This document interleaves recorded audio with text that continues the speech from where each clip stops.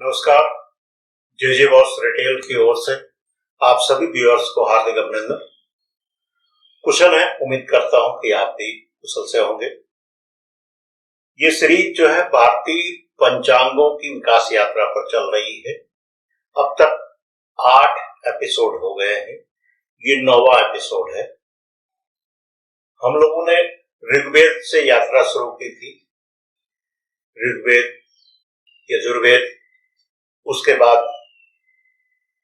वेदांग ज्योतिष, फिर हम लोग सिद्धांत ज्योतिष के दौर में चले हैं। तो इस दौर में अब तक हम लोग आर्यभट्ट प्रथम और वरामिर को देख चुके हैं, उनके बारे में जान चुके हैं। वेदांग ज्योतिष के बारे में आप जानते ही हैं कि इसके रचयिता महात्मा लगत थे। उनके परंपरा को आगे बढ़ाया है आर्यभट्ट ने, आर्यभट्ट प्रथम और वरामिर। उनके साथ में ब्रह्मगुप्त, भास्कर प्रथम, कई ऐसे विद्वान हुए हैं जिन्होंने आर्यभट्ट की परंपरा को फिर आगे बढ़ाया। आर्यभट्ट प्रथम के बाद से भारतीय गणित नई ऊंचाइयों को छूने लगा। आप और हम सभी जानते ही हैं कि ज्योतिष में जब तक गणित शामिल न हो तो फिर वो ज्योतिष नहीं है, फिर कोई और विज्ञान हो सकता है। तो इसलिए जो है हमारे देश में जितने भी मनीषी हुए हैं जिन्होंने ज्योतिष पर काम किया है, वो पहले बड़े सिद्धहस्त गणितज्ञ थे। उसके बाद उन्होंने ज्योतिष में गणनाएं की हैं। उनकी कई गणनाएं आज भी सटीक हैं। इस बार के एपिसोड में हम बात करेंगे गणक चक्र चूड़ामणि की, और इसके अलावा पल्स ऑफ इंडियन मैथमेटिक्स की भी बात करेंगे। यानी कि जो ज्वेल्स थे, जो हमारे रत्न थे, उनमें से 3 अन्य रत्नों की हम बात करेंगे। गणक चक्र चूड़ामणि शब्द सुनकर हो सकता है आपको लग रहा हो कि ये कहीं सुना है। जी, चूड़ामणि तो आपने जरूर सुना है। अशोक वाटिका में पिताजी ने हनुमान जी को ये दिया था। ये चूड़ामणि है। चूड़ामणि कहाँ आया? चूड़ामणि सबसे पहले समुद्र मंथन के समय आया था। अब इस कथा पर कभी और बात करेंगे। आज हम लोग विज्ञान और अपने इतिहास पर बात करते हैं। इस वीडियो को देखेंगे तो इसका मतलब समझ में आ जाएगा कि चूड़ामणि क्या है। वो बीच में आपको कहीं न कहीं मिलेगा। भारतीय पंचांग या यूं कहें कि भारतीय ज्योतिष शास्त्र के इतिहास में 400 से 1600 ईस्वी, इसको हम लोग क्लासिकल पीरियड ऑफ इंडियन ज्योतिष कहते हैं। This period is often known as the golden age of the Indian mathematics. इस दौर के आर्यभट्ट प्रथम और वरामिर के बारे में तो बात हो चुकी है, और इस बार हम आर्यभट्ट प्रथम के 2 शिष्यों को भी लेंगे, और उनके अलावा जैन मुनि यतिवृषभ और श्रीधर आचार्य के बारे में बात करेंगे। आर्यभट्ट प्रथम के शिष्य कौन है? ब्रह्मगुप्त और भास्कर प्रथम। सबसे पहले बात करते हैं ब्रह्मगुप्त की। ब्रह्मगुप्त का जन्म 598 ईस्वी के आसपास माना जाता है। मैं इसलिए कह रहा हूं कि हमारे सारे मनीषियों के जन्म को लेकर के बहुत क्लियर स्थिति नहीं है। वो उसके आसपास भी हो सकते हैं, हो सकता है उससे 1 सदी पहले भी हो या 1 सदी बाद हो। ये भारतीय संस्कृति की एक बहुत बड़ी खूबसूरती रही है कि कभी भी आत्मश्लाघा, यानी कि अपने बारे में कभी भी बहुत ज्यादा वर्णन नहीं किया गया है। ये जो भी वर्णन हमें मिलता है या जो भी इनके शास्त्र मिलते हैं, तो इनके शिष्यों द्वारा लिखे गए भाष्य या उनके आगे की जो टीकाएं हैं, उनमें उसका जिक्र आता है। तो उसी को लेकर के ये माना जाता है कि इस एज में या इस पीरियड के दौरान उनका जन्म हुआ होगा। ज्यादातर लोग उनका जन्म राजस्थान के भीनमाल में मानते हैं।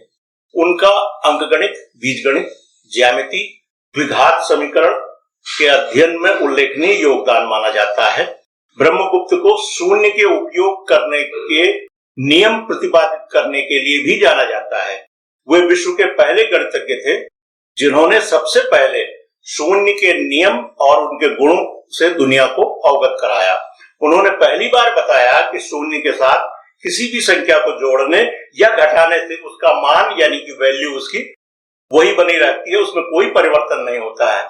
उन्होंने पहली बार अवगत कराया कि किसी भी संख्या को शून्य से गुणा करने पर संख्या का मान शून्य हो जाता है। साथ ही उन्होंने यह भी बताया कि किसी भी संख्या को शून्य से भाग देने पर वह असीम यानी कि इन्फिनिट हो जाती है। ब्रह्मगुप्त ने बीजगणित और अंकगणित को अलग अलग किया। पाश्चात्य गणित के इतिहास में पेल समीकरण के नाम से पहचाने जाने वाला गणितीय समीकरण जो इसको लिखते हैं पेल, उनका जन्म जब हुआ था उससे 1000 वर्ष पहले यह समीकरण ब्रह्मगुप्त ने प्रस्तुत कर दिया था।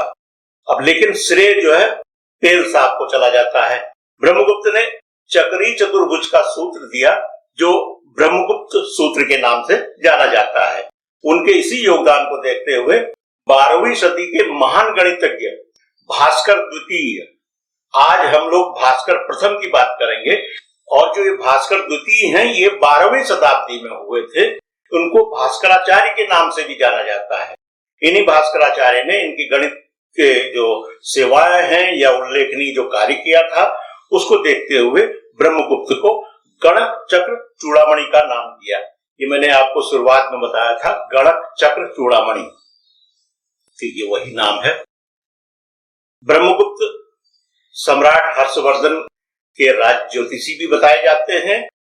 वे उज्जैन खगोल वेदशाला के प्रमुख भी रहे हैं। उनके द्वारा रचित ग्रंथों में ब्रह्मस्फुट सिद्धांत और करण खंड खाद्य का सबसे प्रसिद्ध माने जाते हैं। ब्रह्मस्फुट सिद्धांत में उन्होंने शून्य के अंकगणितीय गुणों को बताया, तो करण खंड खाद्य का में ज्योतिष और पंचांग के बारे में बताया।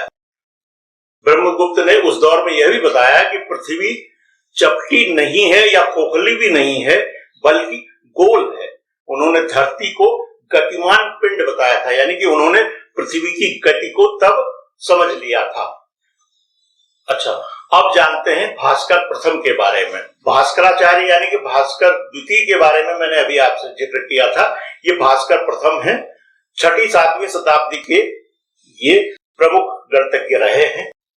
भास्कर प्रथम का जन्म 600 ईस्वी के आसपास माना जाता है। महाराष्ट्र के परभणी जिले की बोरी गांव में हुआ था उनका जन्म, और उनकी मृत्यु के बारे में कहा जाता है कि 680 ईस्वी में हो गई थी।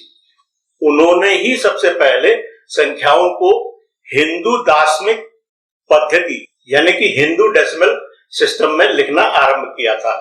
इस सिस्टम को अरब के देशों में प्रचार मिला, इसीलिए अरब के लोगों ने भी इसको अपनाया।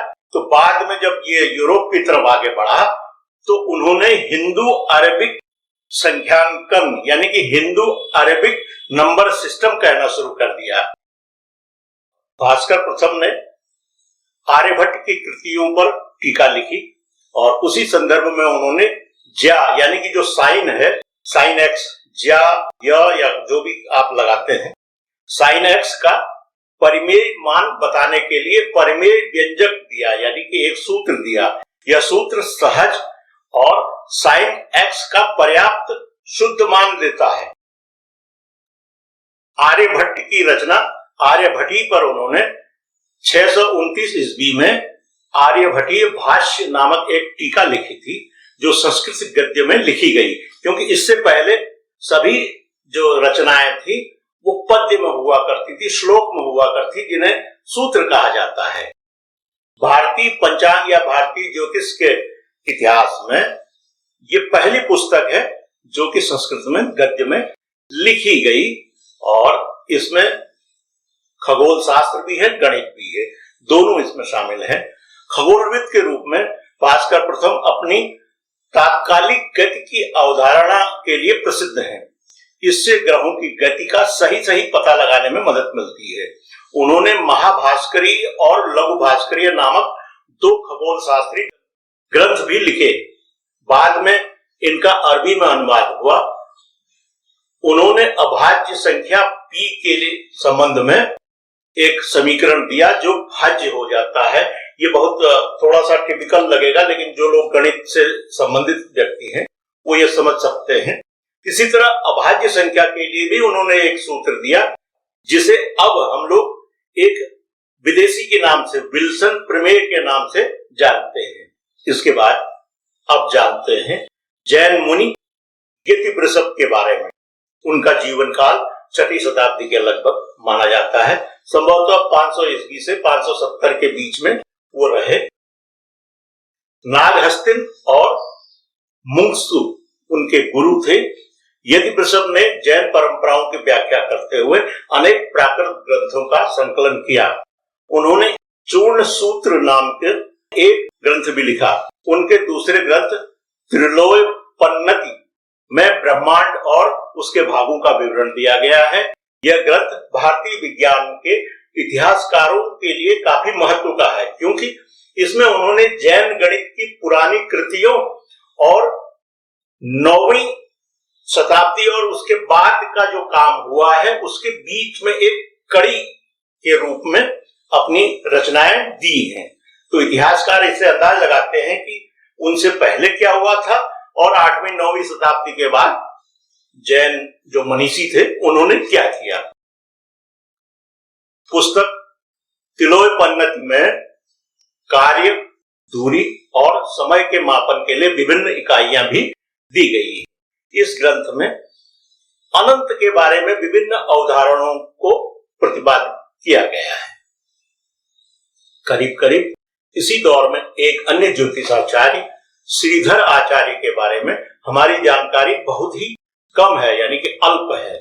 उनके समय और स्थान के बारे में निश्चित रूप से कुछ नहीं कहा जा सकता, किंतु ऐसा अनुमान है कि उनका जीवन काल 870 ईस्वी से लेकर के 930 ईस्वी के बीच रहा होगा। वह कर्नाटक राज्य के रहने वाले थे। श्रीधर आचार्य प्रारंभ में शैव मतावलंबी थे, किंतु आगे चल करके उन्होंने जैन मत अपना लिया। श्रीधर आचार्य ने त्रिशक्तिका नामक पुस्तक की रचना की। श्रीधर आचार्य की गणित सार में प्रमुख देन अभिन्न गुणक, भागाहार, वर्ग, वर्गमूल, घन, घनमूल, भिन्न, संच्छेद, भाव जाति, प्रमाण जाति, भागानुबंध, त्रैराशिक, सप्तराशिक, नवराशिक, भांड, प्रतिभांड, मिश्रण व्यवहार, भव्यक व्यवहार सूत्र, सुवर्ण गणित प्रक्षेपक, संक्रय विक्रय सूत्र, श्रेणी व्यवहार, क्षेत्र व्यवहार, स्वाद व्यवहार, चितव्य व्यवहार, काष्ठ व्यवहार, राशि व्यवहार, छाया व्यवहार आदि गणितों का प्रतिपादक एवं निरूपण करता है। यानी कि उन्होंने जो गणित का सार दिया था, इतनी विधाओं पर, गणित के इतने फील्ड्स में, या ये सब डिवीजन इसको कहा जाए, वहां तक उन्होंने कार्य किया। साथ ही उन्होंने वृत्त, क्षेत्रफल, परिधि और व्यास का चतुर्थांश भी बताया। अन्य सभी भारतीय गणिताचार्यों की तुलना में श्रीधर आचार्य द्वारा प्रस्तुत शून्य की व्याख्या सर्वाधिक स्पष्ट है। उन्होंने लिखा, यदि किसी संख्या में शून्य जोड़ा जाता है तो योगफल उस संख्या के बराबर होता है। यदि किसी संख्या में शून्य घटाया जाता है तो परिणाम उस संख्या के बराबर होता है। यदि शून्य को किसी भी संख्या से गुणा किया जाता है तो गुणनफल शून्य ही होगा। देखिए, पहले हमने बताया था गुणनफल इनफाइनाइट होगा, लेकिन इन्होंने कहा शून्य होगा। लेकिन उन्होंने इस बारे में कुछ भी नहीं कहा कि किसी भी संख्या में शून्य से भाग दिया जाए तो क्या होगा। यहाँ पर वो रुक जाते हैं। उन्होंने बीजगणित के व्यवहारिक उपयोगों के बारे में लिखा और बीजगणित को अंकगणित से अलग किया। ये भी एक ऐसे गणितज्ञ रहे हैं जिन्होंने ये समझा कि अंकगणित अलग चीज है और बीजगणित अलग चीज है। इस वीडियो में हमने करीब 350-400 वर्ष की कालावधि के महान गणितज्ञों और ज्योतिषाचार्यों की उपलब्धियों पर आप से बात की, चर्चा की, आपको बताया। इससे आपने आकलन कर ही लिया होगा कि भारतीय ज्योतिष विज्ञान में ब्रह्मांड को देखने परखने की क्षमता कितनी सूक्ष्मता से विकसित होती जा रही है।